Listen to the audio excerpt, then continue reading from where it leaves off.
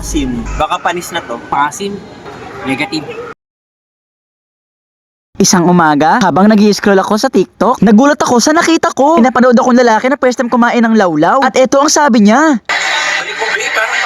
Parang panis daw yung lasa ng lawlaw. Kaya naman nagbasa ako ng comments. Sabi nga na iba maasim daw, parang panis. Sabi naman na iba masarap daw. Sa buong buhay ko hindi pa ako nakakatikim ng lawlaw. Kaya naisip ko para malaman ko yung totoong lasa. Tara samahan niyo ako, pupunta tayo ng SM para matikman yun. Pero bago yan, syempre kinuha ko muna yung bag ko na meron lamang pitaka. Naligo na din ako at lumabas. Naglabas ko dito nga si Boy Skincare tsaka si Boy Ubo nag-uusap. Tinanong ko sila kung gusto nila sumama sa SM. At nung sinabi kong libre ko talaga sama agad sila. Lumabas na kami para mag-abang na sasakyan. Mute lang kami kasi mga wala pa silang lisensya. At habang nag-aabang nga kami ng sasakyan, meron dumaang ditong merienda. Grabe, wala pa kami sa SM, nagpalibre na agad sila sa akin. At tinitinda pala ni nanay, banana Q, kamote Q, lumpia at mga spaghetti. Bali, ang nilibre ko nga pala kay Boy Boy ay kamote Q. Totoo nga yung kasabihan kasi ang sabi nila kapag daw libre sumasarap. Kaya naman gustong gusto lagi ng mga tao magpalibre sa akin. Eh syempre ako naman mabait, ililibre ko sila. Di ba rin nang magutom ako eh, wag lang sila. Pero pag ako yung kumakain na sarili kong binayad, normal lang naman yun sa bakit pag libre sumasarap. At dahil nga sa walang dumaang jeep, narkilan na lang namin itong tricycle na si Team Dugyot Tricycle. Guys, ako nga lang di pala mag-isa nagbayad sa tricycle na to. Pero sa bagay, bakit nga ba ako magreklamo? Eh libre ko nga pala silang lahat. Nag-jeep kami, baka abutin kami na isang oras bago makapunta ng bayan. Eh eto, Arkela, 30 minutes lang nasa SM na kami. Maaga kami nakapunta, maaga di kami makakauwi. Kasi yung lawlaw lang naman talaga ang pinunta namin dito eh. Pasok nga namin ng SM, diretso agad kami dito sa lawlaw. Grabe, sobrang dami nabili kaya pumila na ako. Medyo kinakabahan nga ako kasi first time ko lang pipila sa buong buhay ko. Introvert pa naman ako at mahihain ako sa totoong buhay. Natatakot pa ako baka mamaya mabulol ako. First time ko lang order dito, buti na lang meron mga nasulat doon kung anong pwedeng orderin. Pagka-order ko, tatawagin pala ako. Kala ko kasi pagka-order mo, rekta gawa na agad eh. At sobrang bilis lang naman, mga ilang minuto lang gawa na yung ice cream ko. Sabi nakita ko nga yung ice cream ko, sobrang ganda, tignan nyo oh. Ang pinili ko nga palang flavor ay chocolate. Tinanong kasi ako kung ano gusto kong flavor, sabi ko yung Nutella. Dahil medyo nahihiya kami, ayaw namin ipaalam na first time na namin makakatikim neto. Lumayo muna kami. Ito na nga tinikman ko at ito na ang aking honest review. Para makuha ko talaga yung lahat ng lasa. Hindi lang isang tikim, hindi lang dalawang tikim, kundi tatlong tikim ang ginawa ko.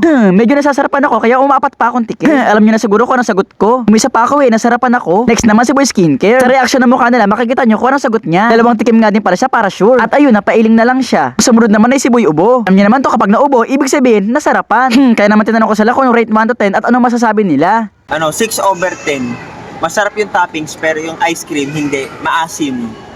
Baka panis na to. 1/10 kasi chocolate lang masarap. Ayoko nito, maasim. Negative. Para sa akin masarap siya. Yung asim niya para sa akin sakto lang. Hindi lasang panis. Basta hindi ko lang bakit maasim yung ice cream niya, pero para sa akin masarap yung pagka maasim niya at 10/10. So ayun nga no, hindi nila kinaan yung lawlaw. Dami pang natira kaya ako na lang kumain mag-isa.